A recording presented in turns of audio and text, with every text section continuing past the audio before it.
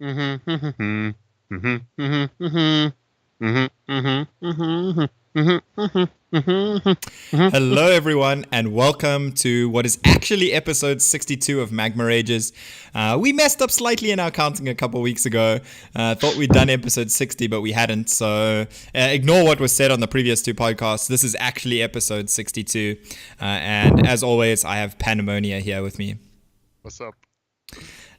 Okay, so it is the Boomsday reveal season has started in full now. I mean, we've had the first reveal stream just yesterday, and we've got a lot of cards to talk about today. So that's going to be our main.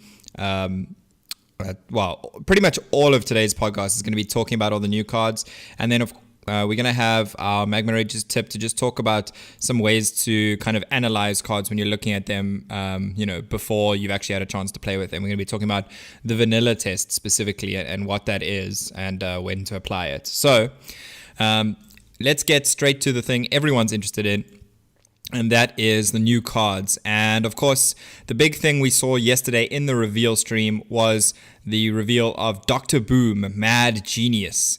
Obviously, the central character of the Boomsday expansion.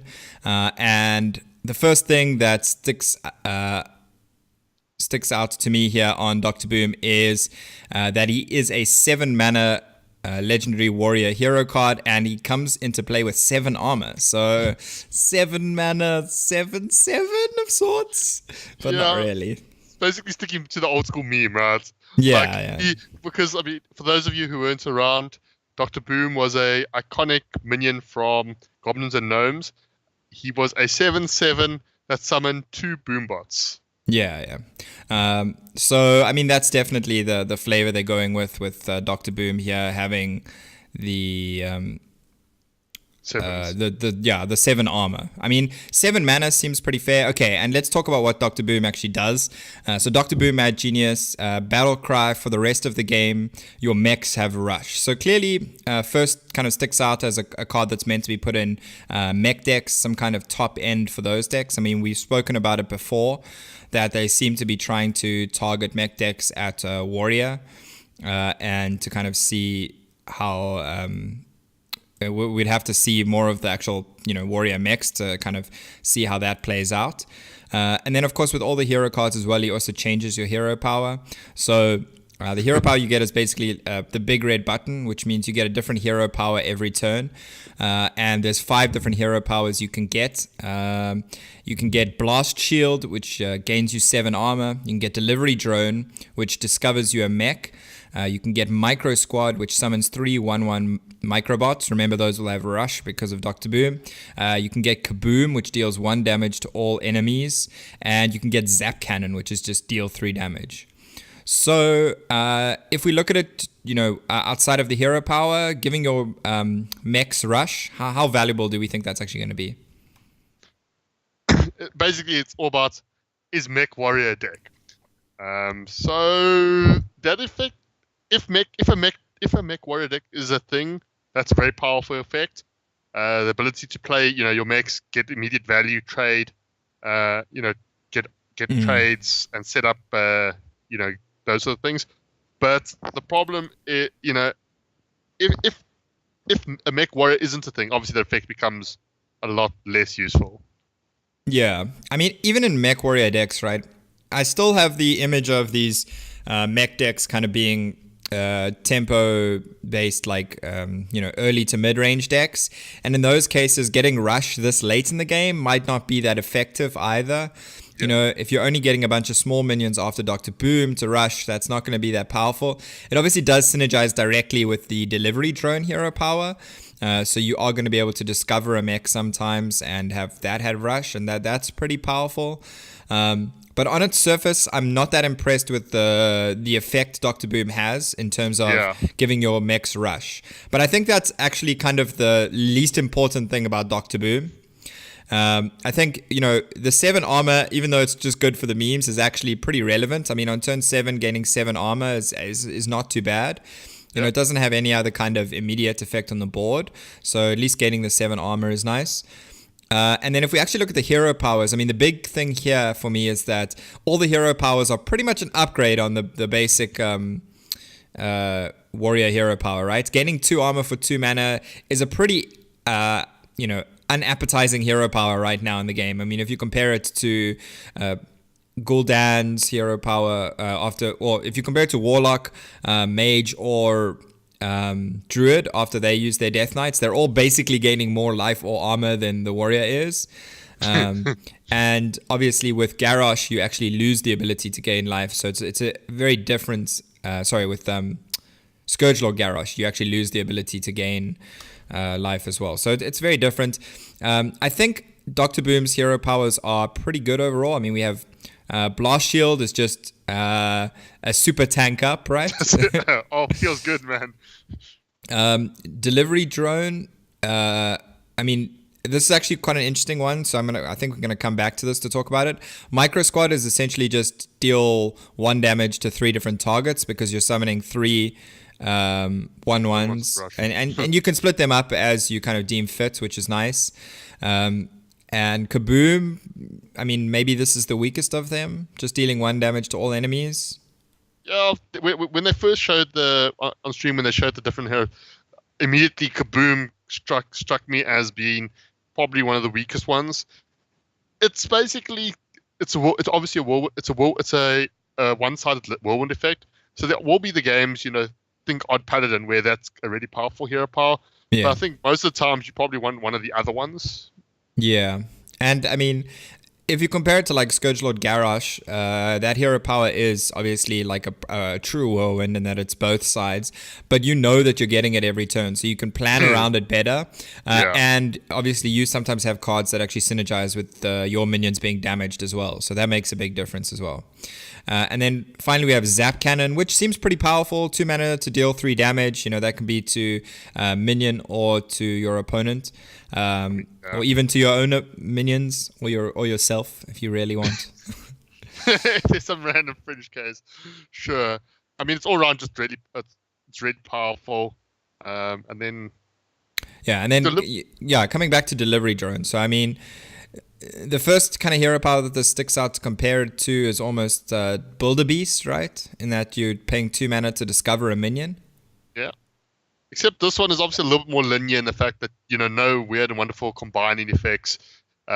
Although by default, basically, they all get rush. So, they all... Imagine a 0 mana 0/0 that gives a minion rush. Yeah. And a lot of the time, if you're able to combine them with either mechs that are in your deck that you're able to play, you're going to get a fair amount of magnetic mechs from Delivery Drone.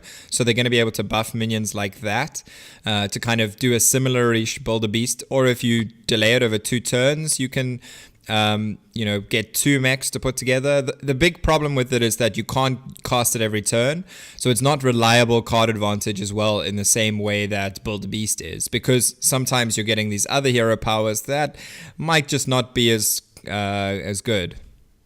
Yeah, or I mean, I think like good it's a very relative term, right? I think it's more about which ones are situationally going to be good, but like situationally the most helpful, because there's going to be the situations where you want the whirlwind effect, but instead you got delivery drone, or there's the time you want to deal 3 damage to something, but you get in blast shield. That's obviously what makes this card a big wild card. Of if you look at each hero power by itself, they're very powerful. They're all upgrades of existing hero powers across classes. Yeah. But the question is the RNG enough? Is the RNG not too much to offset that power? Yeah. I think it is definitely a consideration. I think the big thing though is that hero cards are generally pretty powerful, and this is still a massive upgrade on the base warrior hero power. So I think most of the time you're going to be pretty happy playing Dr. Boom in a lot of warrior decks, even outside of the mech decks. Yeah. I don't think Dr. Boom is something that actually necessarily pushes you into a mech deck. I think if the other kind of cards aren't there to support the deck, then Dr. Boom is not reason enough to play the deck by itself. But it is definitely a card that is even better in that deck than it is in other warrior decks, and I think it'll still be pretty playable in most warrior decks. Yeah, I would like to see it played, like, because I love these effects are really cool effect. Like, I love cool hero powers. But then on the flip side, now you got to ask yourself a question from a competitive point of view. Do you want a high level tournament to be decided on the fact that a guy rolled Zap Cannon 3 turns in a row? Yeah. Or do you want is that kind of what you want to see? Yeah. That's actually a good question. Can you roll the same one in a row? Is there any exclusionary principle in terms of how I'm it actually not randomizes? sure. I'm not actually. That's a good question. I'm not sure, but I'm just for argument's sake, I'm thinking like Yeah, 10 turns in a row and you don't see Zap Cannon, and that's all you 3 off lethal, and all you need to see is Zap Cannon to win. yeah, Like those sort of definitely. cases. No, I mean, Not, I definitely, yeah, you can't get the same hero power in a row. is that the ruling? Yeah. That is Okay. how it works. So that obviously does always give you some amount of 25% planning chance. that you can do. Well, I mean, some amount of planning, right? Because you know Yeah. that if you have this hero power now, you're not going to have it next turn. There's no chance of that. So They could swap back and forth. yeah, you could definitely alternate between like Kaboom and Micro Squad, and that might not be particularly useful for you. But overall, I think Dr. Boom is a pretty good card, and obviously we'll have our ratings and see what decks we can build with it once we get all the cards. For now, we're just kind of focusing on first impressions. Okay, so we obviously wanted to open with Dr. Boom because he's the super special main character of this set, but there are a bunch of other cards for us to talk about. And we're going to start with Druid in terms of the other classes. And there's a bit of a treant theme going on here in Druid. So the first card that we're going to be talking about is Landscaping. Landscaping is 3 mana 2/2 common spell. A 3 mana common spell that reads summon 2/2 treants.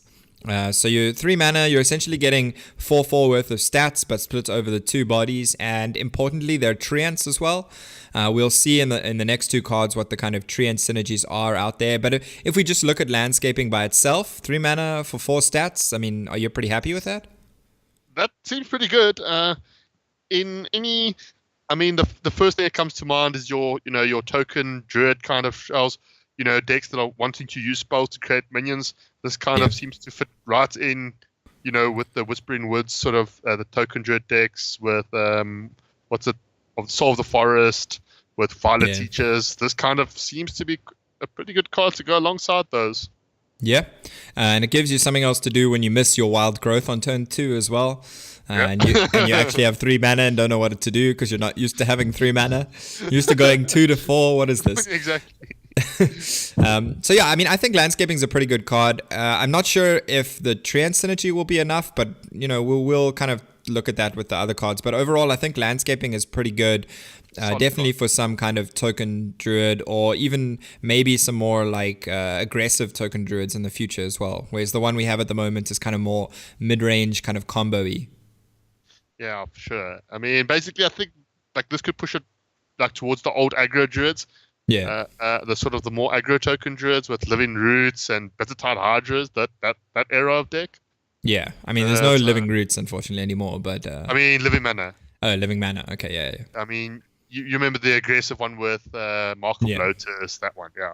Yeah, but there's also no Mark of Lotus anymore. That's one of the big reasons. I'm just saying, Yeah. We just need some other kind of buffs to facilitate that deck. I mean, maybe that deck even goes Soul of the Forest as well. Maybe some of these other payoffs are enough. And speaking of the other payoffs, I think we can just look at the next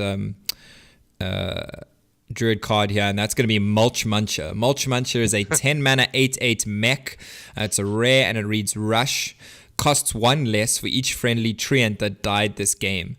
So every little treant of yours, every little cute treant that you send to their death is going to make the Mulch Muncher cheaper. Until eventually... Sorry? It's a giant lawnmower. Yes, it is a giant lawnmower, I suppose. Although it's more of like...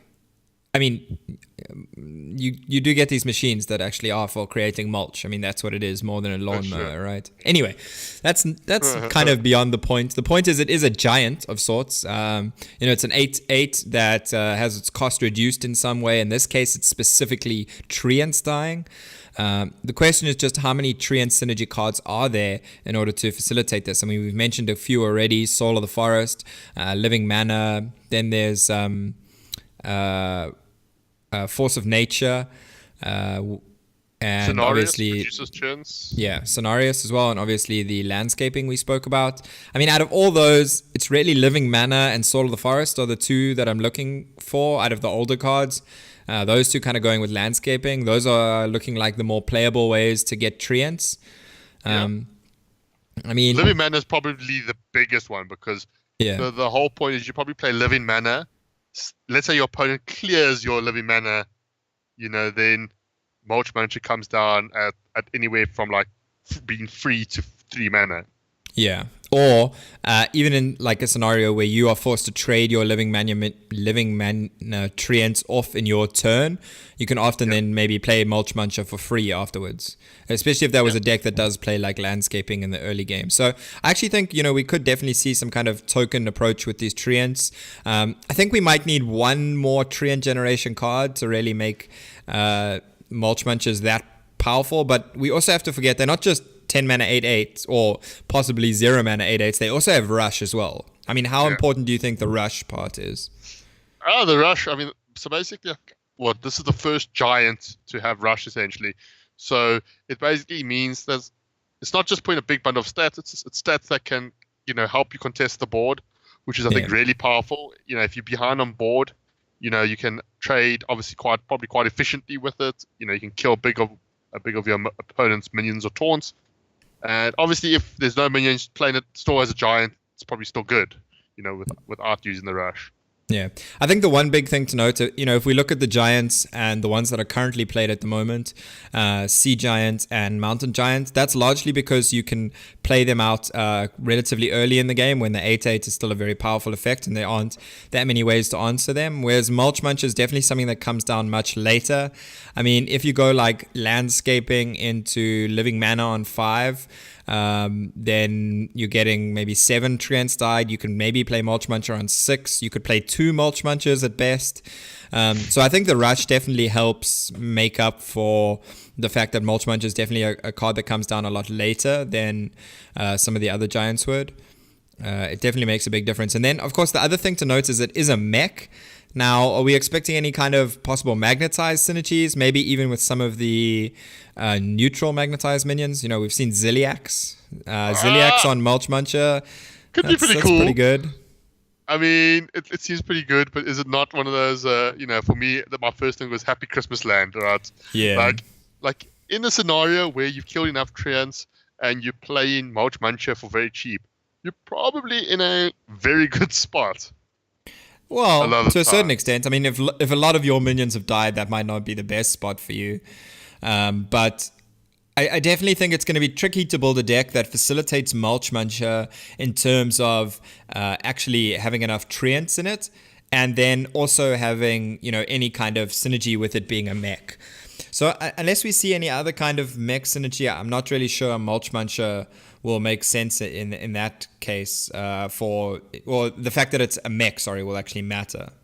I mean, the other maybe consideration is if you do build some kind of mech-based token druid deck, then you might go like upgradable Framebot on 2 because it's also a good target for buffs into landscaping and then into following up with that. But overall, I think Mulch Munch is still a pretty decent card. Yeah, I think at the end of the day, the mech tag is probably more flavor-wise, right? Yeah. Okay, so moving on to the other Treant synergy card we have for Druid, Dendrologist. Dendrologist is a 2 mana, 2/3 rare minion with Battle Cry. If you control a Treant, discover a spell. So it's a little bit reminiscent of Arcanologist in both its name and its stat line. And if you control a Treant, I mean, it's going to be pretty difficult to control a Treant on turn 2. That's the one big thing that sticks out to me with Dendrologist. But the discovering a spell effect is pretty powerful. Especially Druid. Like I will say, out of all the classes, Druid spells are probably amongst the best to discover because you've got everything from ramp to damage to some AoE options to buffs. I think it's There there's are a lot of of powerful. kind of bad ones too. Like Moonfire is pretty bad in most decks. I mean, I suppose you're not too upset if the Andrologist is also dealing 1 damage for free. Like That's not too bad. Moonfire is not the worst. Like there's almost my point though. Like what I'm just thinking is like I'm not sure how many druid spells there are that are completely dead. It's not like, for Yeah. example, like Hagatha and you get, totes. What's it? Ancestral healing. Or Yeah, even ancestral even ancestral healing has like more than totemic might, which is I think the one you're Well, I'm thinking saying, totemic might. Ancestral Yeah. healing has some fringe applications, but I think most of the druid ones are more commonly usable. Is what basically what I'm saying. Yeah, that's true. My big question with the Andrologist is it's not something you really curve into, especially because a lot of the time in most Druid decks you're looking to play Wild Growth on turn 2. So 2-drops are often tricky to fit in those decks. It's not a card you can put in a deck where you want to be playing Oaken Summons either, because it's a negative target for Oaken Summons in that sense. So if you're looking at a deck that's like a current token druid deck where you're playing like landscaping into Oaken Summons, for instance, Dendrologist really doesn't fit in there because you can't play the Oaken Summons. So I'm not 100% sure Dendrologist will see play, although I do think it is powerful, especially if we get some kind of 1-mana treant generation. That's the big card for me. Yeah, because then you can discover UI. That's obviously the big dream, right? Maybe. I love it. I think. Yeah, or maybe just to discover landscaping, so you can like curve cleanly, right? That's one other option as well. The worst, like I'm just looking, the worst druid card you can probably get is probably Savagery.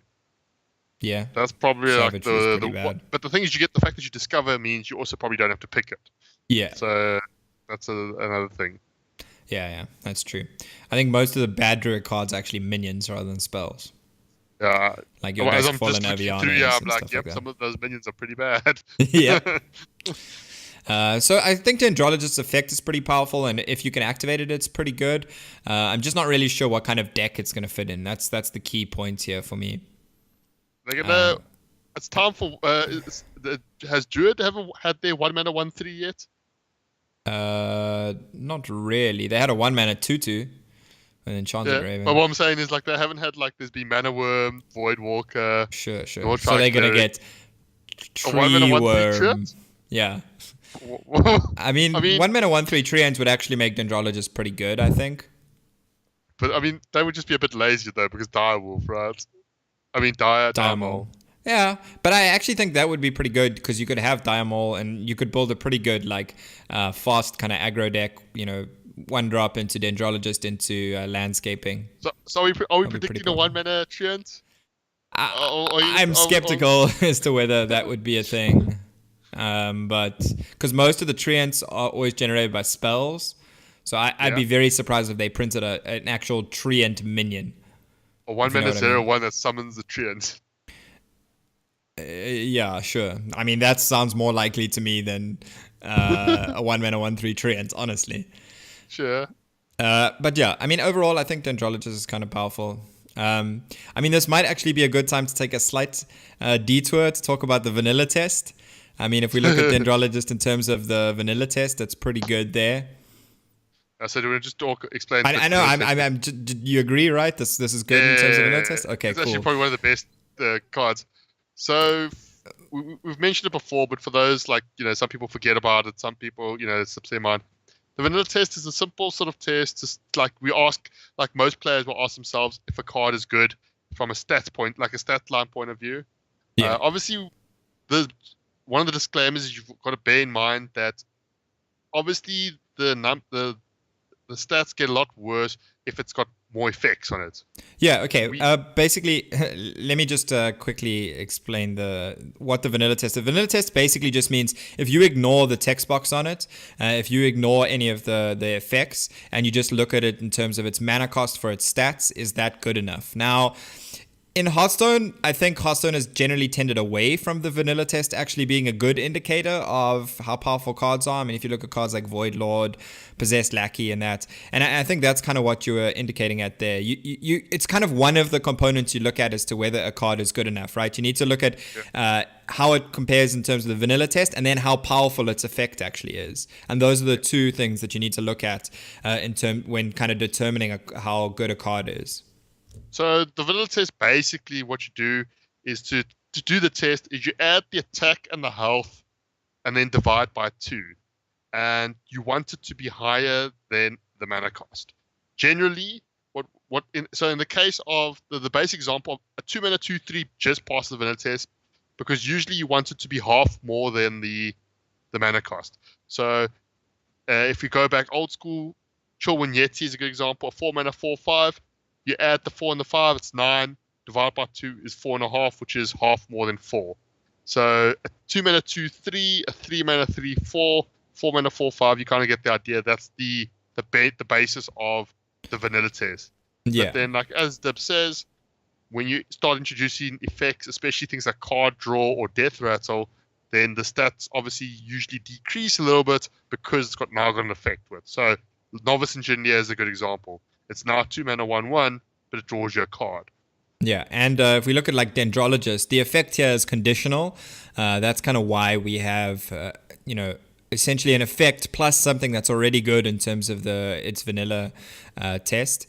So, even though you might not always get the battle cry, it isn't a bad minion when you play it, and actually it does nothing else other than putting a 2/3 body on the board.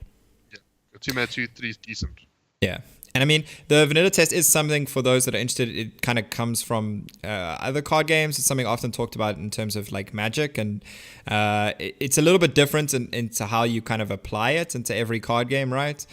Based on what you normally expect to pay for given stats. So like the formula you described is something that I think is more specific to Hearthstone, really. In like Magic, that formula doesn't specifically apply. I mean, the technical definition of vanilla test is literally just if you remove the text box and just consider mana for the stats. Because in Magic, like, okay. So it applies very similarly as well, though, right? Not really, because in Magic you pay 4 mana for a 3/3, like on average. That's Hill Giant is standard. But anyway, let's not get into a random discussion about Magic. We can talk about that afterwards. We've got lots of other Hearthstone cards to talk about coming up here. And one of my favorite ones, and one that really also is the opposite end of the kind of vanilla test here, and that's Phlebidinous Floop. Phlebidinous Floop is a 4 mana 3/4 legendary druid minion, and it reads, while in your hand, this is a 3/4 copy of the last minion you played.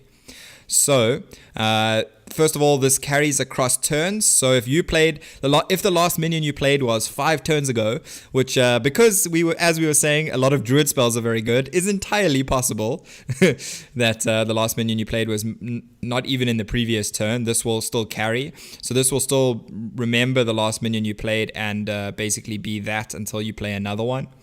The obvious synergies here are kind of combo decks like Malygos Druid and possible other synergies with cards like Hadronox to get extra kind of copies of those big, key minions for the deck. I mean, Phlebidinous Floop, besides loving the name a lot, how do you feel about the card? I think like it screams, obviously, like you said, combo. It screams like, someone's going to try abuse it with Malygos or Hadronox or, and I think a lot of times it's going to be a mostly better faceless manipulator. Yeah. The fact that the minion that you essentially want to copy doesn't have to be alive. You just have to, but the condition is then it has to have been the last one you played. Yeah. So I like its design, the fact that also then means sequencing is important, right? Because if let's say you play your combat pieces in the wrong order, you then end up with a copy of the wrong minion. Yeah. Or if you play your Malygos too early and then you actually need to play something else in between, then all of a sudden you're not going to be able to pull it off. So it's definitely something that takes planning. And it's something as well that gives your opponent a little bit of a chance to play around it. Because if you play Malygos and then you pass and your opponent can see that you're clearly wanting to play Phlebidinous Floop next turn, well, maybe they can play in a way that forces you to actually, do something else. Maybe they can put you under enough pressure that you have to kind of play more defensively rather than just playing Flibidinous Floop. Overall, though, I think the card is going to be very powerful. I'm really, really keen to try it out, especially in Malygos Druid. But I actually think it's pretty powerful in just a lot of Druid decks. I mean, 4 mana to play like a Spiteful Summoner, let's say, in that kind of a deck is powerful. There's a lot of powerful battle cry effects in that deck as well. So it's not even just Spiteful Summoner you could copy. Even just copying like another Mind Control tech would be alright if you get to actually steal another minion. Maybe even Glacial Shard is not that bad. Obviously, we were talking about the vanilla test. This isn't something that's particularly good for the vanilla test, so you want to make sure you get a really good effect from it. Another good one is just Lich King, both for Hadronox decks and Spiteful Summoner decks. Getting another Lich King in... Right? Yeah, well, and getting another Lich King in the death pool means that your Hadronox is going to bring you back 2 Lich Kings, which is just... Lich King is the best minion you can bring back most of the time with that deck. I mean, the only other example is the Sleepy Dragon. And Flibidinous Floop also can kind of...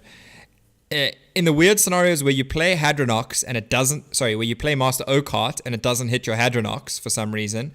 Let's say it hits one of your... Ironwood Golems or something that are still in your deck. You can actually play Floop to pull the Hadronox again with the second Oakheart, and then you like cube your Hadronox straight away or some nonsense like that. Yeah, it's just sort of a note that one of the major key differences between Flibidinous Floop and Faceless Manipulator is the fact that you actually get the Battle Cry. Yeah, which I think is a major, which is like as you mentioned, it's a major difference and sort of a major benefit I think of it as well. And the fact that now that it costs 4 mana, this cube naturalize, the world is your oyster in terms of what you can do, right? Yeah, that is a good point as well. You can just use it with cubes. So like, if you, I mean, this is probably not the best use of it, but if you had like, you played Malygos, they kill your Malygos, you can go Forbiddenous Floop, cube the new Malygos Floop, and then naturalize it to get 2 Malygoses, and then play 2 Moonfires for 11 damage each. Or there's another combo we were talking about a little bit earlier with Twig, which is a little bit more setup. If you have Twig, you can go like Ixalan, Flibidinous Floop to copy the Ixalan and then play Malygos. You'll end up with a board, if our calculations are correct at least, with 3 Ixalans and 4 Malygoses. And then you can play... I don't know if that's... I think it's still Malygos. Anyway. And then you can play Moonfires that do 21 damage each. So there's a couple kind of ways to pull off the combo. I really just like the flexibility of Flibidinous Floop. Ooze. Yes. It's certainly not a rigid card. And then and then obviously all the combo potential. Yeah, so I'm quite excited for it. And honestly, the most thing I'm looking forward to is listening to the casters say this in like a serious tone, like, during like a serious match without laughing. Because like it's such a amusing name, right? Yeah. And what the nickname will be. Will it just be Floop, or will it be Flobby, or what will the I think it'll be Floop. Name be? He needs to Floop here. He needs to Floop here in order to win the game. The Hearthstone World Championship is going to be decided by whether he can draw Floop now. And then it's like, and then he just goes, it doesn't sound very serious from an outsider's point of view, right? Like, It's very much in the spirit for Hearthstone though, and I must say. Even just based on the Druid cards we're seeing so far, Druid is looking powerful and it's already pretty good. So I think it could be a good meta for Druids coming out. But obviously there's still a lot more to be revealed before we can say that for sure. Okay, so moving outside of Druid, next up we have Mage. So Mage has some actually really interesting, like I would say, mechanics and like synergies. So the first card we're going to be talking about is Astromancer. And this is... And Astromancer, it's a 7 mana 5/5 epic minion with Battle Cry. Summon a random minion with cost equal to your hand size. So, first things that screamed as this card, as I read this card, was Spiteful Summoner version 2. Sure. It's very, very similar sort of mechanic that it's obviously a very understated minion. 7 mana for 5/5 is obviously not what you want. But then the upside is summon a minion with cost equal to your hand size. So if you compare it to Spiteful Summoner had the restriction then that if you wanted to fully make use of it, you had to build your decks with only expensive spells. That was the Yeah. deck building limitation. Whereas Astromancer doesn't have that limitation in that regard. You can still put any card in your deck, but then the sort of the limitation comes in that if you want to make full use of it, you need to have a relatively large hand size. Yeah. So from a vanilla point of view, 7 mana 5/5, for it to be value, you would want to have at least 4 cards in your hand for it to be good. Sure. I think for like 7 mana for 9/9 stats is probably quite good. Yeah. So I would say 4 mana is probably the breaking point, and anything above that it would be bonus. So yeah, I think this. I think you're really wanting to get like 6 mana and above, where you're actually looking at it as a very powerful card. I think 4 or 5 mana, it's kind of break even at either one of those. You really want 6 mana and above before you're looking at it for it being powerful, and that's really where you want it. The problem is obviously having that many cards in your hand on turn 7 is not that easy. You have to be drawing a lot of cards, or the problem is, or not playing cards.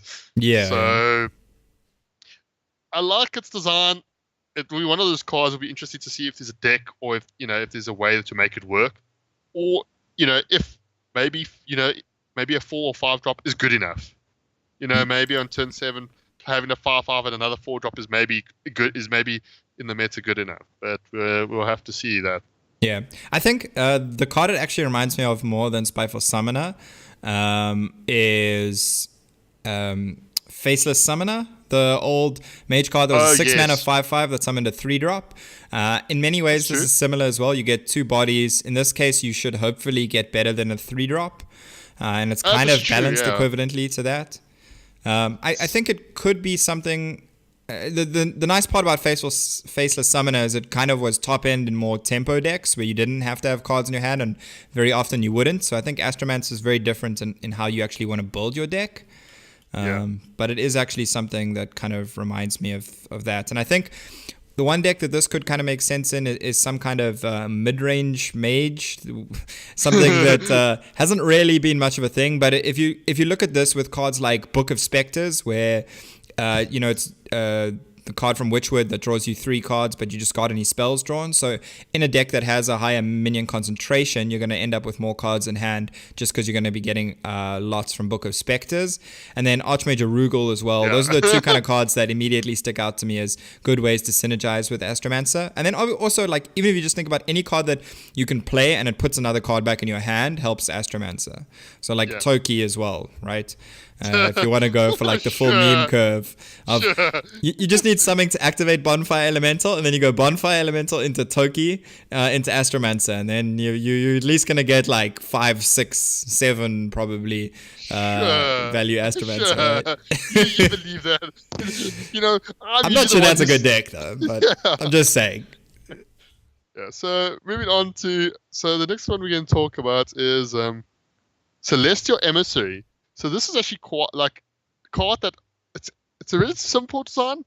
It's a 2 mana 2/1 elemental.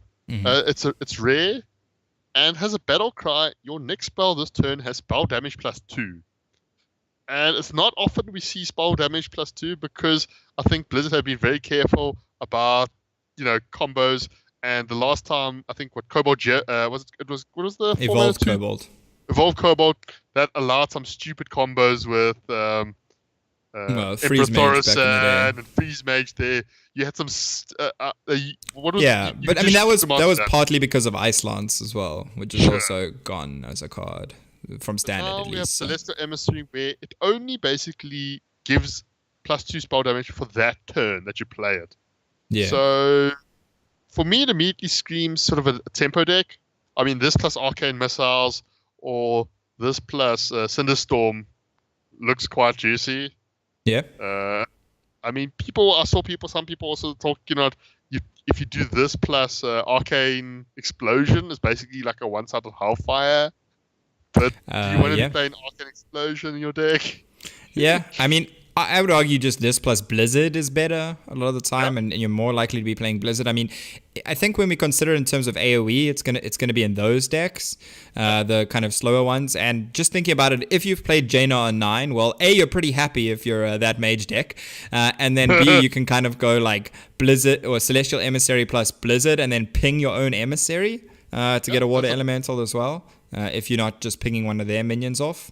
So actually having 1 health minions is not that bad in the Jaina deck as well.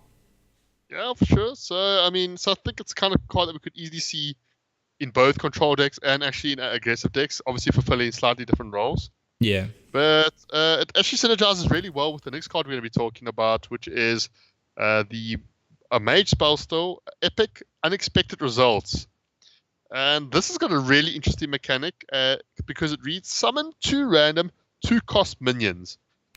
And it has in brackets improved by spell damage. So Dim is smiling there because initially he misread it and he thought that it would summon 2 random 2 minions with spell and they would have spell damage. Yeah, I think it's pretty poorly worded, honestly. Like, I think it's improved by spell damage.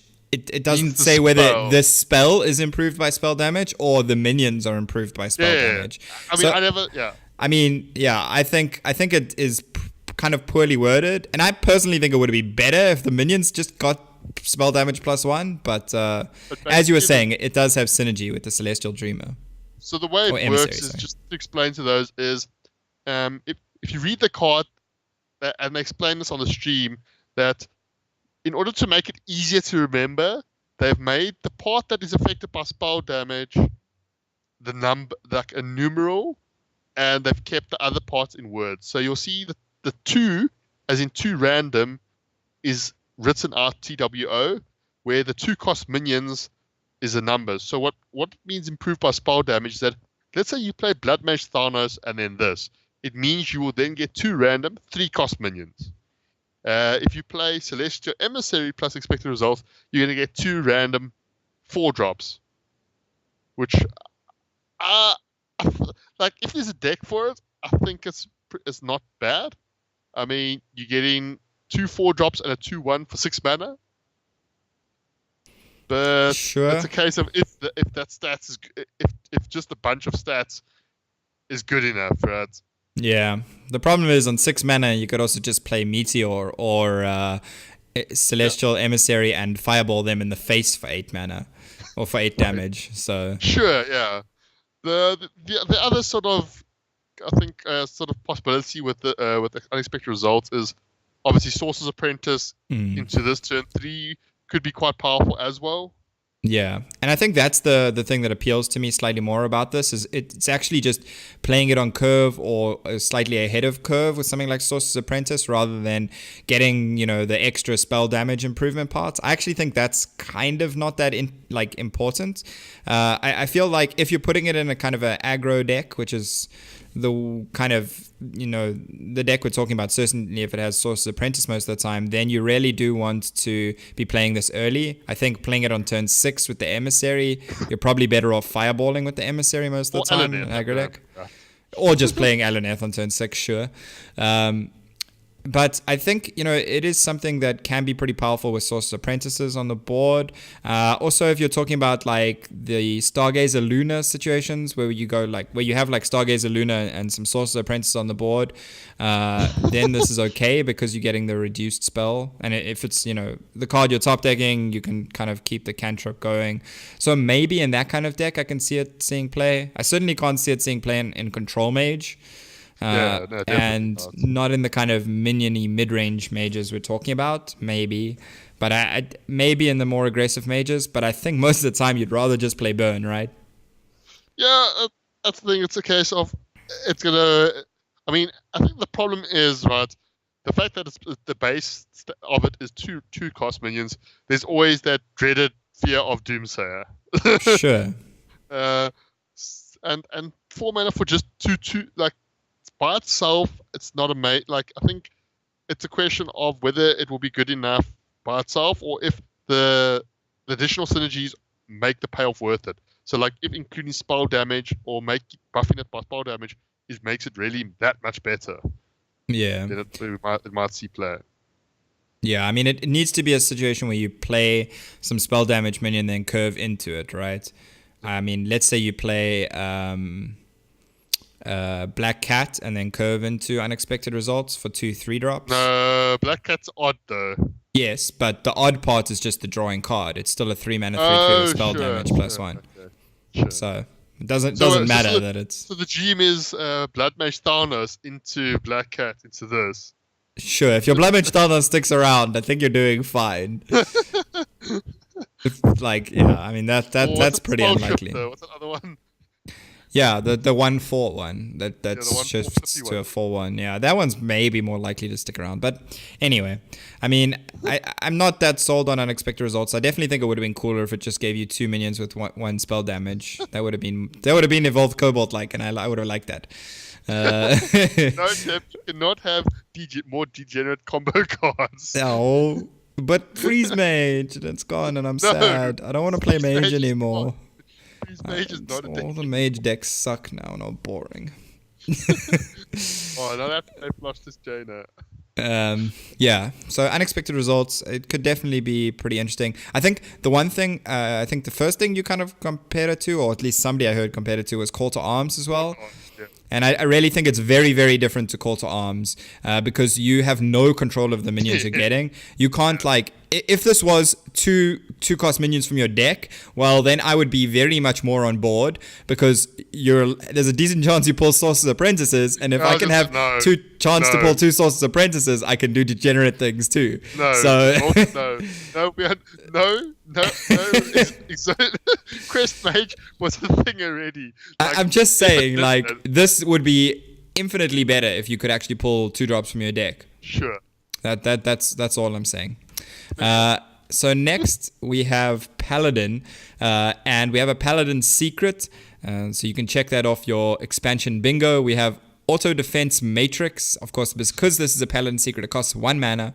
It's a common, and when one of your minions is attacked, it gets Divine Shield. So kind of comparable to Redemption, but in kind of the opposite way. It saves it from taking the damage rather than bringing it back. But you kind of play around it in terms of your minion attacks in very much the same way by killing their smallest minion first. Yeah. The big difference is that this won't proc on any spell-based removal of minions, any kind of AoE, anything like that, which sometimes is actually a good thing in terms of like Defile. Sometimes Redemption can be a bad thing with Defile. Oh yeah, because in Redemption just then your dude dies again. Yeah, exactly. And it helps the Defile sometimes get like the full board clear. Yeah.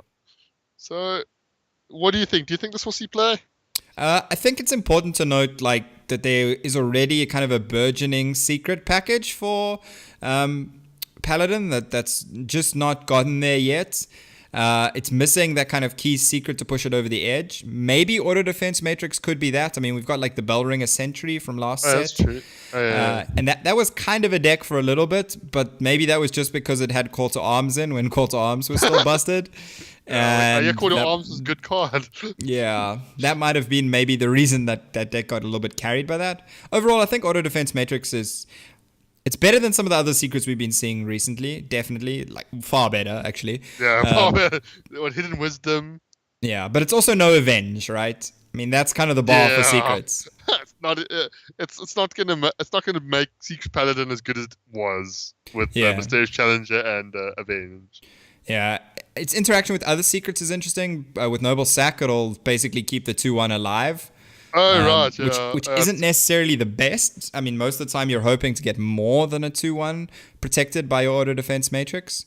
So ordering will matter a little bit there. I think if you play Auto Defense Matrix before if you can get it to activate before the Noble Sack, I think it might still give it to the main minion. Yeah. And then that minion would actually keep the Divine Shield because it wouldn't get the attack. I think so. That's actually pretty good if that happens, but... I think, you'd probably have to watch a Trollden video for that. Yeah. But any other thoughts on Auto Defense Matrix? It's sort of, it's got a cool flavor to it. It's got the whole mech sort of flavor. Mm-hmm. It's unexciting. I don't think it's bad, but it's not like amazing, right? It's something you could have expected to see at some point. is what Yeah, like. sure. Yeah. Moving on to something that is probably slightly less expected, and that's the Paladin legendary spell for this set. Kangor's Endless Army, 7 mana for a legendary spell that says resurrect 3 friendly mechs. They keep any magnetic upgrades. So, like I think, like it probably did. The first thing this screams at me is combo. But the problem though is setting up is it's kind of planning and setting up the combo. Or Yeah. the other approach is just a matter of, okay, just reestablishing board presence with 3 big mechs that you've buffed over with magnetic. This is obviously the payoff of trying to make Mech Paladin a deck. Yeah. Mech Paladin. This Yeah. is the sort of the clear payoff that they want you to play Mech Paladin. Yeah, and I think the big thing for me is that it's definitely not a combo card. I think it's definitely just a board refill mechanic, and that's because for combo, you would really need it to have some kind of charge so you can do immediate damage. And I don't think we're going to see any mechs with charge. I actually would almost go on a limb and say they won't print any cards with charge in this set since they've introduced Rush. But you definitely want to be pulling out mechs that have kind of been buffed by cards like Ziliax, where they can get Rush. I think Ziliax also has Taunt, yeah. So Rush, Divine Shield, and Taunt is pretty powerful. And I think that highlights the specific things you want from this. You want things that are going to impact the board immediately. So that is pretty much Rush and Taunt. Those are the 2 key mechanics that you want for that. And Divine, a lot of them have Divine Shield. A Paladin, a lot of them have Divine Shield as well, which is an extra bonus, I think. Yeah, Divine Shield definitely helps when you have Rush, but if I'm like only getting back a Divine Shield minion, that's not going to have immediate impact on the board. You know what I mean? Yeah. But I mean, we've seen that. What's the Noyotron upgrade?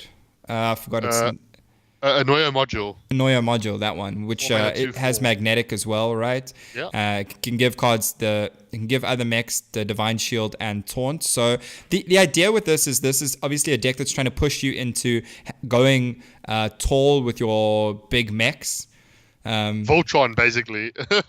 Yeah, basically. That's kind of the whole theme of it is, buff. I mean, make something really big, it dies. Obviously, the problem is any transform effects will obviously will obviously nullify. And as we spoke about when we spoke about magnetic, that's probably the main issue with magnetic as a whole. Yeah. Now, question: If earlier that minion got silenced, I was wondering the same thing. Would it count as still having the magnetic upgrades? I would be curious to see what the ruling is on it. I mean, based on the way we've seen all the other cards, it's always been the state they died in, right? So, like, I mean, if we look at kind of transform effects, that's the only thing I can compare it to. Whereas the card kind of gets transformed into something else and then dies in that state. So I would guess that silencing it wouldn't come back with the magnetic upgrades, but I'm actually not sure on that either. Would it still come back? It would still come back as a mech, though. Yeah, like the base one. And I mean, that's kind of one of the other issues with this, right? Is you want to be playing quite a lot of mechs so you can get your upgrades consistently, but Kangor's Endless Army can still bring you back like 3 of your mechs that didn't get upgraded at all, right? And that can be a big problem as well. So you'd have to to try and control, not playing mechs purposely, only play like big mechs that are being magnetic. It's gonna be a bit tricky. I think it might be a bit too many hoops to jump through to try and make it work. But, I mean, who knows? It could be the next big deck, right? Yeah, I mean, look, I think if you get back, let's say, 2 of your mechs that have had at least one other magnetic mech on them from Kangor's Endless Army, it's probably going to be pretty good. If you're looking at the value you're getting for the stats, that's going to be pretty powerful, especially if it's something you've been able to buff with Ziliax, because you get the Rush, the Divine Shield, and the Taunt. Those are the key things we're talking about. So Ziliax probably is what would make this deck, right? Yeah. Without a doubt. Yeah, I definitely think Ziliax is going to be the key thing you want to play before Kangor's Endless Army. I actually think the card is pretty good, though. I'm just not sure that mech deck will be good enough to facilitate this card. Yeah, and then Moving on to the next card. To Priest next. And the card that was actually just revealed a couple moments before we started the podcast. We actually waited a little bit just to see this card. And that is Zerek's Cloning Gallery. So this is the legendary spell for Priest. It is 9 mana, a 9 mana spell. Summon a 1/1 copy of each minion in your deck. So the first things that kind of jump out at you are Quest Priest, because getting back a bunch of Death Rattle or getting a bunch of Death Rattles onto the board is good. If you have not finished your quest by the time you play this, you're probably going to finish your quest by playing this if your deck is full of lots of Death Rattle minions. Yeah. And then the other one, which we spoke a bit about, is the combo aspect of you make sure that you only run like spell damage minions, or like specifically Prophet Velen and Malagos, and maybe even like Radiant Elementals. Yeah, Radiant Elementals. Yeah, and you can have like stupid spell power combos.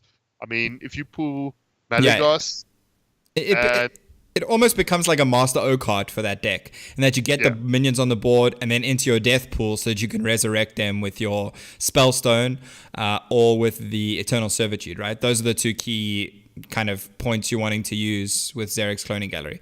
I'm really interested in that combo deck. It's definitely going to be something I'm going to build for our decks that we look at before the expansion comes out, and one of the first things I'll build if I open the Zerek's Cloning Gallery.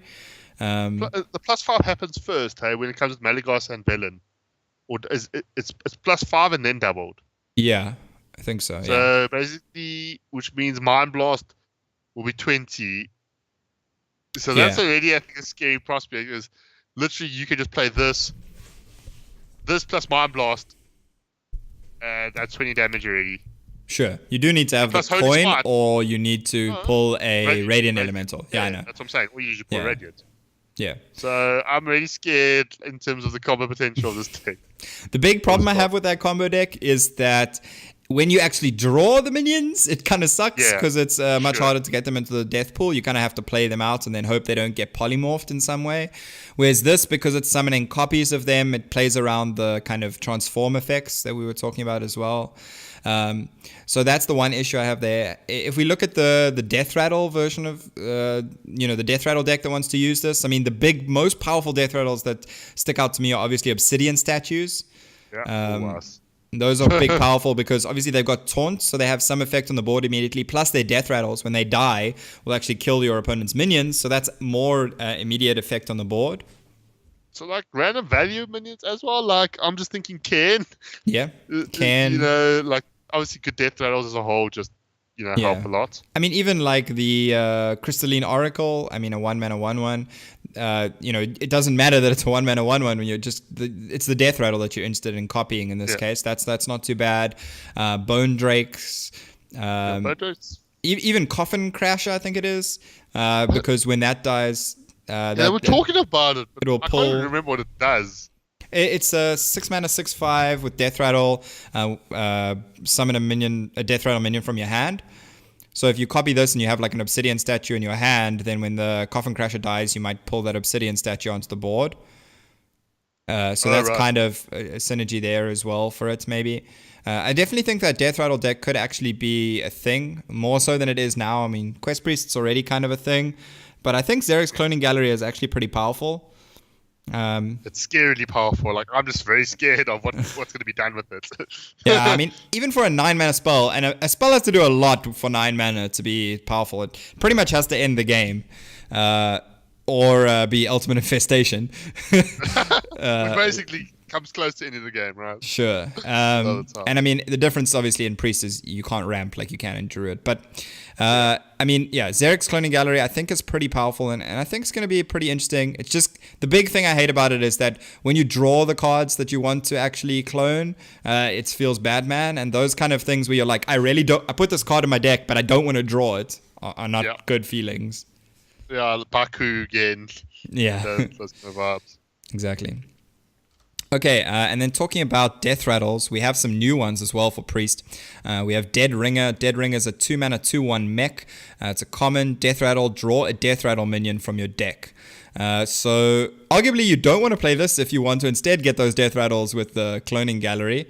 But it is pretty decent value card, and it tutors for specific cards. I mean, is this better than Loot Hoarder in your like quest priests? Probably. So the people, so they were actually talking a bit about it on stream, and so the fact that first of all draws a very specific card, but also a very good point that they made on stream is that unlike Loot Hoarder, which draws your card, if like this is what it's relevant in the fatigue in the fact that let's say you don't have any more death rattle, it doesn't draw you anything.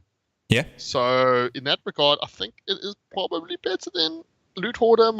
Obviously, in a quest priest deck, the fact that it specifically gets you a death rattle card.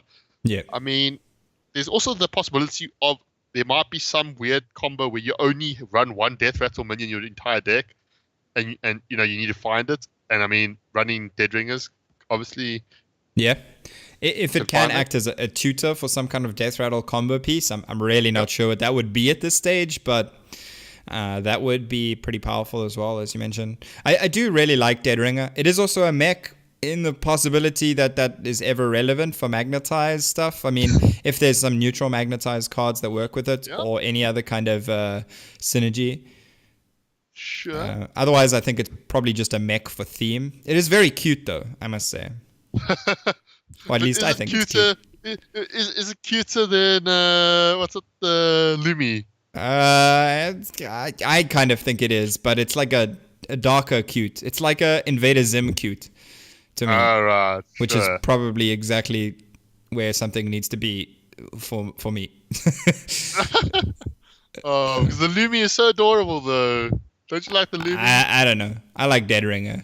I think Dead Ringer is pretty cool. I would like a little Dead Ringer over a little Lumi if I had to choose one as a pet. Oh, the Lumi's got like little lights, so cute. I would definitely go over the Lumi person. Yeah, but then you have to sleep and Lumi's just lighting up. Anyway, we're getting very off topic here. I mean, Dead Ringer seems pretty decent. And then moving on to another card that is clearly meant to synergize with death rattles. That's Reckless Experimenter. Reckless Experimenter is a 5-mana 4/6 epic minion with death rattle. Minions you play cost 3. Death rattle minions you play cost 3 less, but die at the end of each turn. So it reminds me a bit of the Hunter card, the 5-mana 4/6 that makes Corpse Widow, yes, that makes your death rattles cost less. In this case, they come with the caveat of dying at the end of turn. But is that always a downside? No, that's the interesting thing. Is so when you first look at it, you go, okay, but the whole thing is death. The fact that they die means you guaranteed the effects.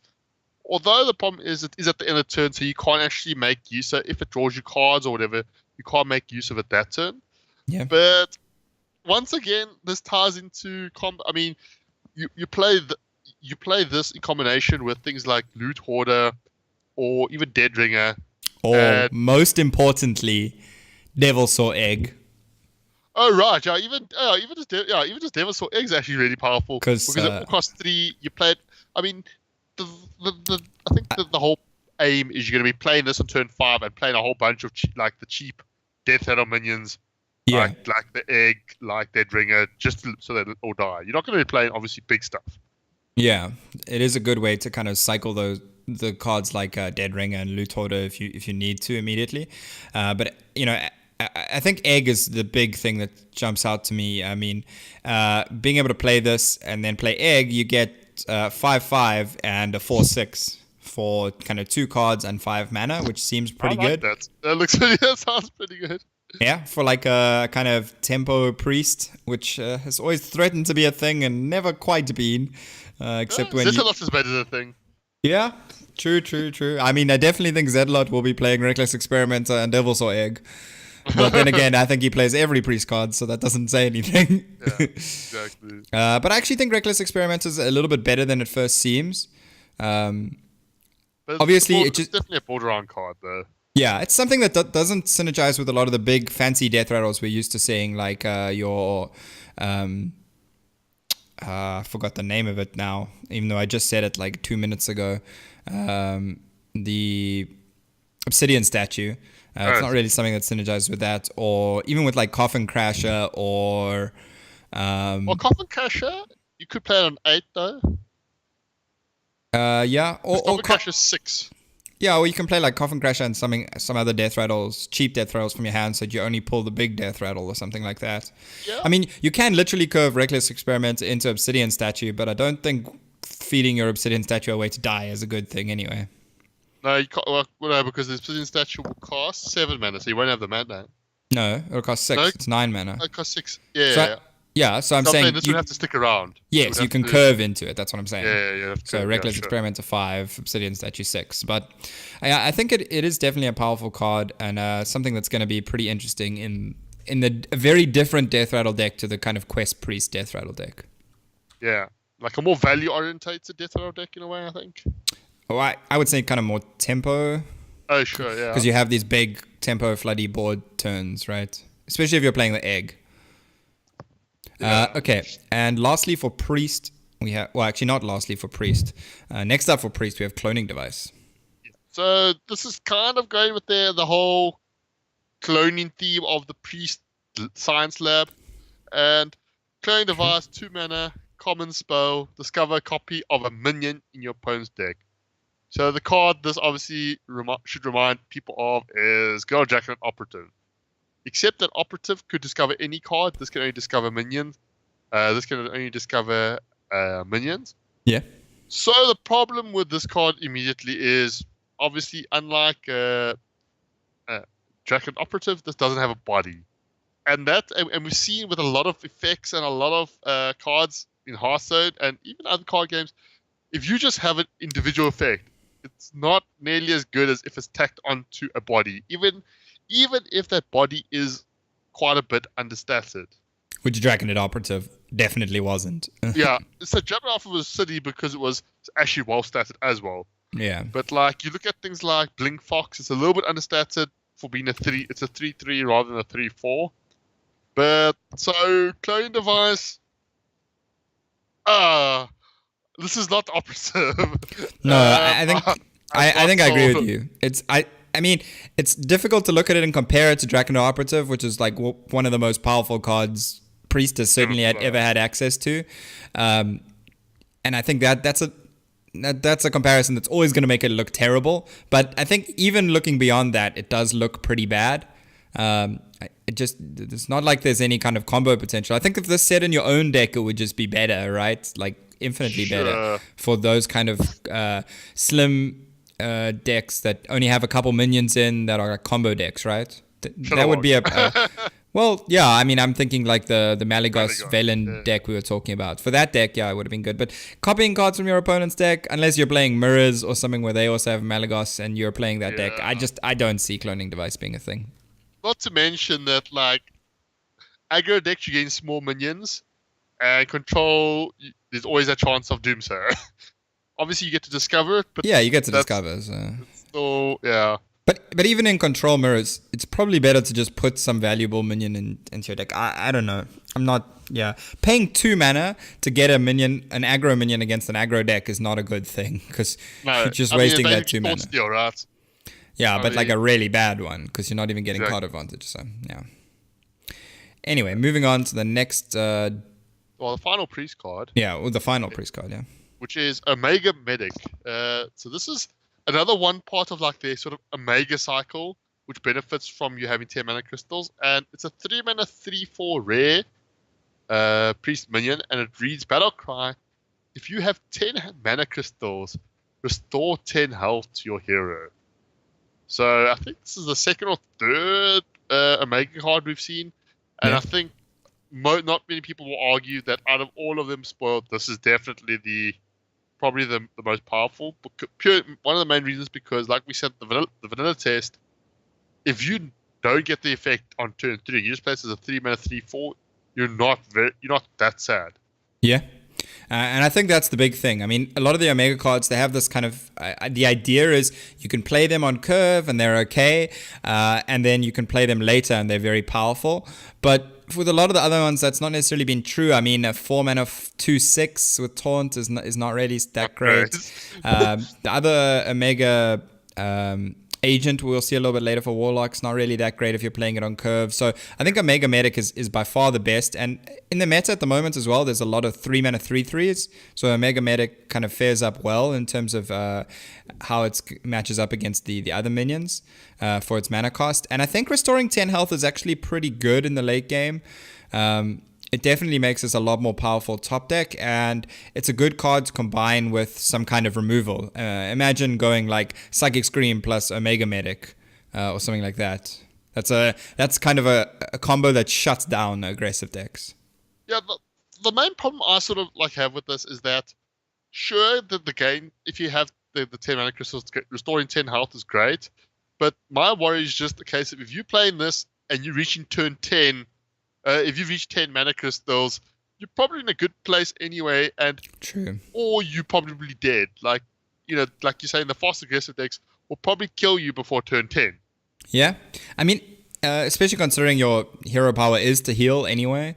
I think maybe in decks where you've played something like Shadow Reaper Anduin, Omega Medic having it as a healing option can be kind of powerful as well. Yeah. I mean, obviously, even after you play something like Alex, this also can give you potential, increased buff. Yeah. Or increased health gain. Yeah, I think Omega Medic is pretty decent. I'm just not sure as well if the deck's going to be there. It depends what other options we have for the 3-drop slots as well for Priest. I mean, upgraded Spider Tank seems pretty good. Yeah, sure. I mean, it's kind of a Spider Tank with upside, except arguably in this set you might rather have a mech. Yeah, fair enough. Yeah. Okay, so moving on to the only rogue card we have so far, and the one that you love. Yeah, well, so far this is better than all the rogue cards they printed in Witchwood, so that's a good start.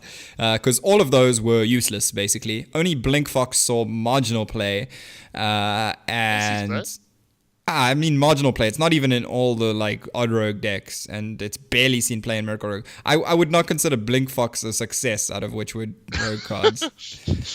I mean, the only cards that affected rogue from Witchwood were Henge-Clan Thug and Baku, really.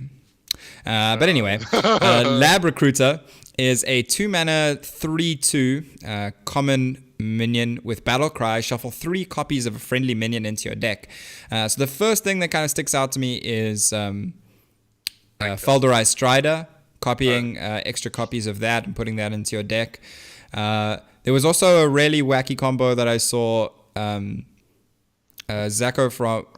I think it was Ohad from Vicious Syndicate tweet out, which is playing this playing this on a Malagos, and then putting 3 Malagos in your deck, then going Dollmaster Dorian into the Myra's Unstable Element to basically get the 3 Malagos tokens on the board, because Dollmaster Dorian will copy them, and then, I don't know, you can eviscerate for a lot. You can prep out some stuff, eviscerate, Sinister Strikes. I mean, you'd probably prep the Myra's Unstable Element in that case in order to actually have the 3 mana available. So, I mean, that's maybe a combo, but I think more like Folderized Strider is the interesting part of this. And even Quest Rogue, it's another card that gives Quest Rogue a lot of extra fuel in the late game, which is not irrelevant.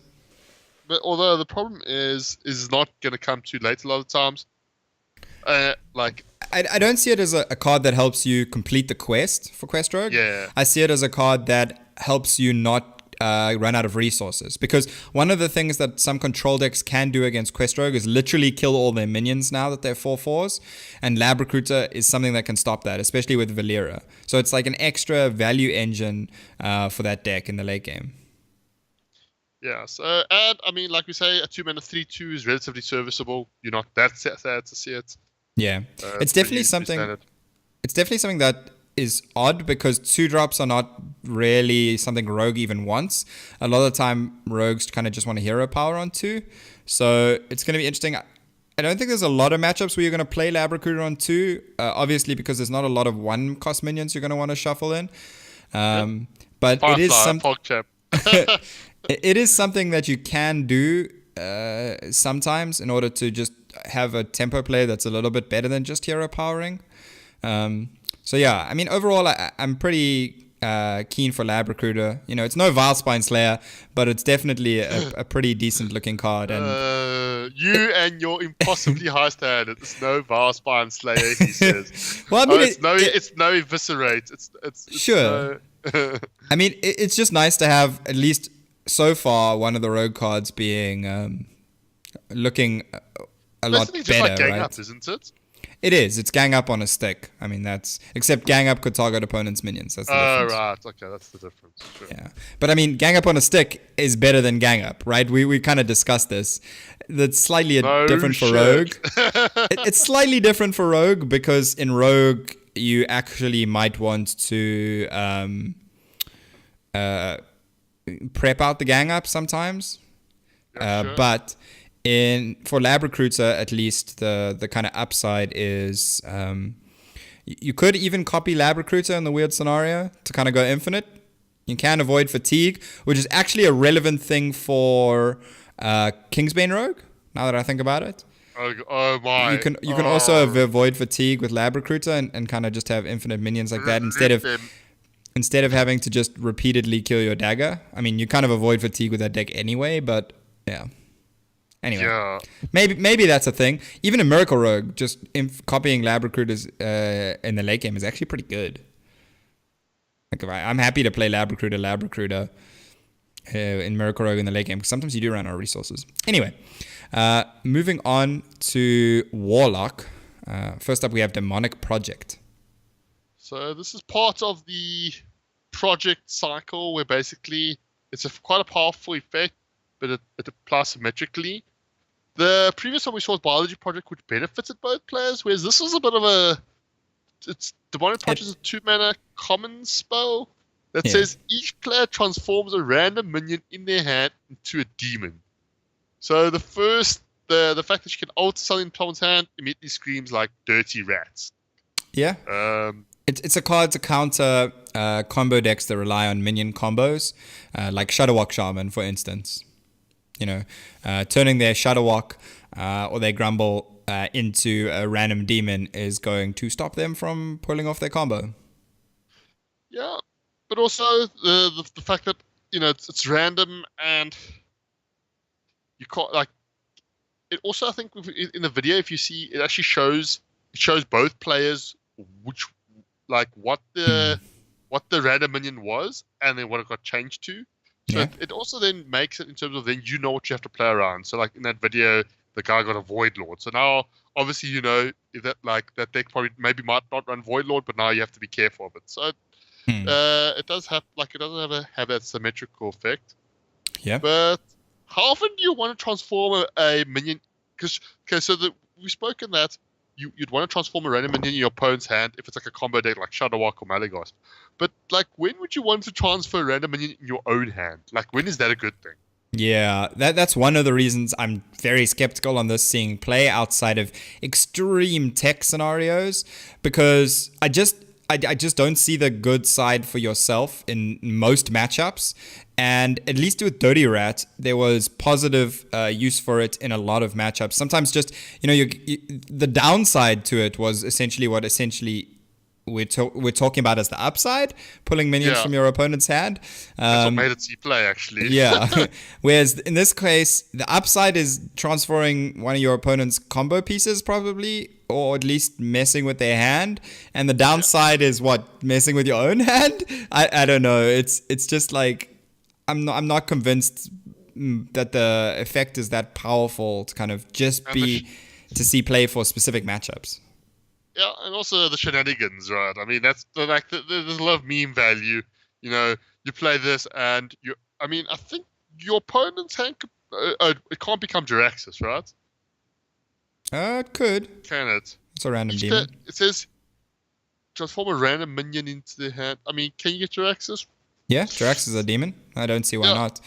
I mean, you could also play this in a deck that, let's say, plays Blood Reaver Gul'dan but doesn't play a lot of other demons naturally, and you can just turn one of your other useless minions into a demon and to get more Blood Reaver Gul'dan value. But I just don't see any of the, I don't see even Warlock, for example, having space for a card like this. Yeah. It's a bit too niche, I think. Yeah. Okay, next up we have Omega Agent. So Omega Agent, like we're saying, it's it's a 5-mana 4/5 epic Warlock minion. It has Battle Cry. If you have 10 mana crystals, summon 2 copies of this minion. So a bigger, beefier, situational doppelgangster. Yeah. It's important to note you do get 3 copies essentially total, so it's 2 extra copies. The first way I read it as well was that you just get 2 5/4s and 4 5s, and I was like, that's pretty terrible. But getting 3 is pretty relevant. The big downside is, when do you ever want to put a 5-mana 4/5 in your deck? Yeah, so this is the problem of, like, so this, sure, I think its Omega ability is quite strong, but yeah, 5-mana 4/5. You're not wanting ready to play it, and then comes the question: is the payoff big enough for you to warrant playing this card? And, it's a card that fails the vanilla test pretty much. Yeah, because for a 4/5, for a 4/5, you expect it to cost 4 mana, like Cho and Yeti. Yeah. Or if it's a 5-drop, you ideally want it to be a 5/6. Yeah. So obviously, because it's got a powerful effect, that's why the stats are low. Yeah, obviously, I'm not even sure if this was a 4-mana 4/5 that summoned 1 copy at 10 mana, would you play that? I don't think I would play that. I think it would have to summon 2 extra copies, even if it was 4 mana, to be playable. And the big problem I have with this card is I just don't see the deck that it's going to be played in. Yeah. I mean, I think it's too slow for Zoo. You just never want to play this as a 5-drop in Zoo. Even though you do get some extra value in the late game. And in even Warlock, you obviously can't play it because it is an odd card. Well, you can play it, but it'll end badly for you. It'll end badly at the beginning of the game when your Gen doesn't go off.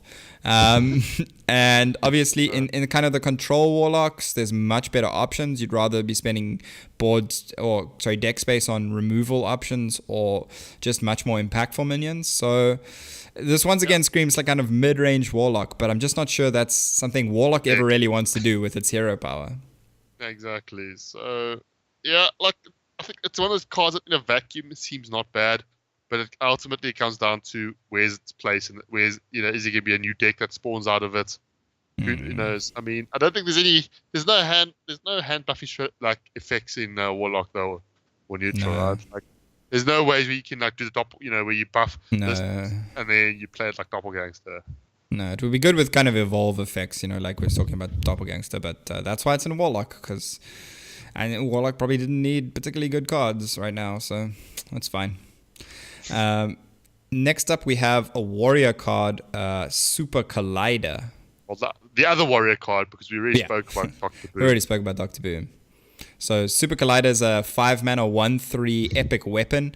After you attack a minion, force it to attack one of its neighbors.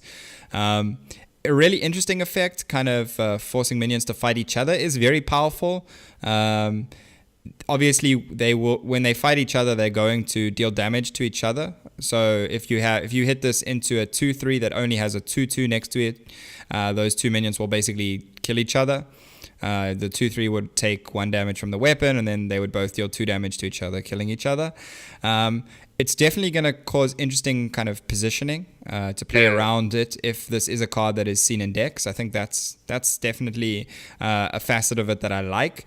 The big concern for me is you're paying 5 mana for a 1/3 weapon. Yeah. So the problem though is that when even if you get like the attack neighbor, is you still have to hit into the face of said minion. So the problem is, if it's the minion you want to attack its neighbor, the chances are it's going to be quite decently sized. But now you have to like hit it in the face. So I'm not sure. As cool as the effect is, I'm not quite sure if it's good enough.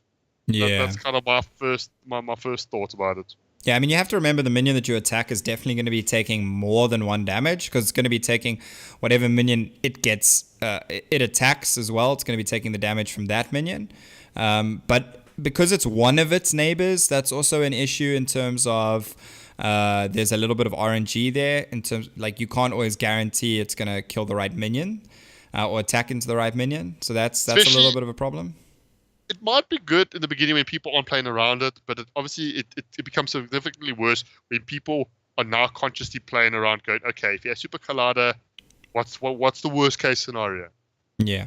I think the one interesting deck maybe for this is Odd Warrior, because it's a deck where you can kind of afford to take the little bit of extra damage, and it's actually maybe just a useful kind of board clear tool for that deck, maybe. Okay, I mean, maybe, yeah. Yeah. But positioning, it's going to be, if someone can position well, it obviously becomes a lot worse, though. Yeah. And if you're playing Odd Warrior with some like rush minions as well, you can kind of use the rush minions to make it a little bit better for yourself. So I don't know, maybe Odd Warrior. I don't see it fitting into traditional control warriors right now, or into anything like Mech Warrior, if that's a thing.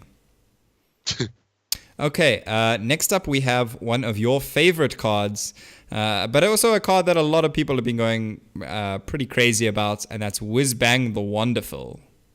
So Whizbang is a very unique card. It's a neutral legendary, 4-mana, 4/5 minion, but that actually doesn't mean or matter much most of the time, because Whizbang the Wonderful, in fact, it says, you start the game with one of Whizbang's wonderful decks. And what these wonderful decks confirm by Blizzard is going to be one of the 18 most recent deck recipes, so 2 for each class. Yeah. So, I mean, there's already a Reddit thread about if anyone makes Legend with it with proof, a guy will will destroy his own windscreen or something, and a guy will give him packs. Like, there's quite a sort of basically a betting pool on it. Sure. But this card, I personally think it's very good for newer players and free-to-play players, because, give them access to cards they wouldn't usually have, as well as the different archetypes, so that, almost in a way like a bit of a test ride, and it only costs 1 legendary. Yeah.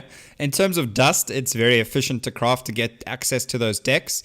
Obviously, it's a massive downside in that you can't in any way select what decks you're playing, not even just classes. So if you're just trying to complete quests, it's not very efficient for that. Yeah. Unfortunately not, but I think the key for me is also what you mentioned about newer players.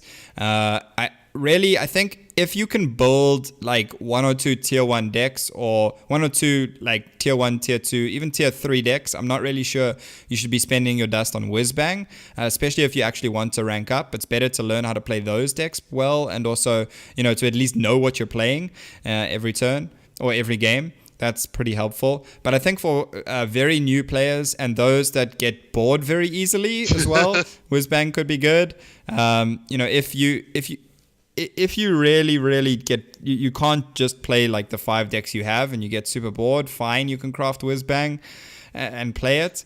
But I think it's something that also, bear in mind, might be very frustrating, because sometimes you're going to lose just because your deck recipe matches up poorly against their deck, right? I mean, It's already a kind of frustrating thing for players when they queue into a polarized matchup on ladder. It's going to be worse with Whizbang, because there's 18 possible decks you could have gotten, and now you got the one that is a bad matchup against your opponent's Mech Warrior. Not to mention that none of them are actually tier 1. Like, some of the deck recipes have been like semi-decent and like close to proper lists, but they have not been proper lists. So... Yeah. Also, interesting sort of caveat is that there has been I've seen some articles discussion about what happens if someone does want to rock up with him to a tournament. Like, how does it work? Because, like, you pick classes, and now, he could random the class that you banned, for argument's sake. Yeah, I think, honestly, I think he's probably not going to be powerful enough that matters for tournaments. Yeah. I think arguably some tournaments might take the line where they just ban it. Like, it's easy enough to ban a single card to say that, but I don't think HCT tournaments will allow that, because I don't think that Blizzard would want that, and I really don't think Whizbang is going to be powerful enough that matters. But it is a nice thing. This is going to sound odd for players that might only have 1 or 2 good decks and they want to play in a tournament. You can fill in the rest of your lineup with Whizbang decks. So you played two good decks and Whizbang. That's probably still not going to be an optimal lineup, or even like the optimal choices. Making budget versions of good decks is probably better most of the time. But yeah, but it's like a lucky dip, right? Yeah, it can definitely lead to a lot of fun, and I think that's the key thing with this card, right? I mean, that's I'm perfectly fine if Blizzard are gonna print or virtually print some cards that are not necessarily going to be like top tier competitive, but they are fun and they appeal to a large portion of the player base. I mean, that's the key part about Whizbang that is wonderful. Yeah. Expect lots of children videos from that guy and from Dr. Boom is all I have to say. I'm not sure about how good are the children videos going to be for Whizbang. It's like, oh, I got this deck. Yay, no, but maybe like some crazy things then, or when two Whizbang decks play each other, or I don't know. Maybe. Anyway, next up we have Faithful Lumi. Faithful Lumi is the cute little minion that gets crushed by the giant hand in the background of our screen. Sad bad, face. That was the first thing I noticed when I saw the picture. I was like, oh, that's the minion that gets crushed. And that's supposed to be the cute minion of this expansion. It's a 1-mana 1/1 mech. It's common and it has Battle Cry. Give a friendly mech +1/+1. So in like a straight up kind of aggro mech deck, maybe doesn't seem that bad, except that it's not really something you want to play on turn 1 very often. Yeah. 1-mana 1/1 with no real upside. Yeah. Not on turn 1. I mean, it's like a mini. It's like a mini Arceus Veteran is kind of the closest comparison, I would say. Except Arceus Veteran is at least a 2/1 when it comes onto board, and it doesn't give the health, but I don't know. I don't really. Shattered Sun Killing. That's what I was thinking. Oh, okay. Mini Shattered Sun Killing. Yeah, I can definitely see Faithful Lumi being okay for maybe some like budget players and stuff, but I'm not really sure I can see it making any tier 1 decks. Definitely not. Just because it's a 1-drop you don't want to play on turn 1, and that's a big problem. Because 1-drops outside of turn 1 are usually not very good. Yeah, they get worse very quickly. Yeah. But it is very cute. Next up we have Giggling Inventor. Giggling Inventor is a 5-mana 2/1 rare with Battle Cry. Summon 2 1/2 mechs with Taunt and Divine Shield, otherwise known as Annoyatron. So. Yep. I mean, the picture, we kind of spoke about it, I think, in one of the previous Magma Rages episode. It just looked like Annoyatron. I was like, that's just Annoyatron. Are they going to reprint Annoyatron? But it turns out they're printing a card that instead generates 2 Annoyatrons for extra annoying.